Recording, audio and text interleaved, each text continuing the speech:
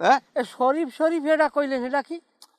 এটা হনেন নাই ওই যে সব জায়গায় আলোড়ন সৃষ্টি হয়ে গেছে মনে মনে আনমে মনে মনে মাইয়ে ভাববেন আমি মনে মনে মাইয়ে ভাববো এই আর কি অনুভূতি।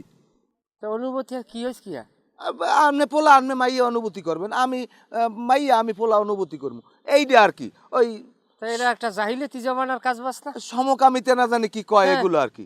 ওই লুত আলাইহিস সালামের কম তো এই দোষী ওই আযাবে পড়ছে। হয় হয় আর কইেন না দুর্ন এই বেশি দিন না আইবে এই।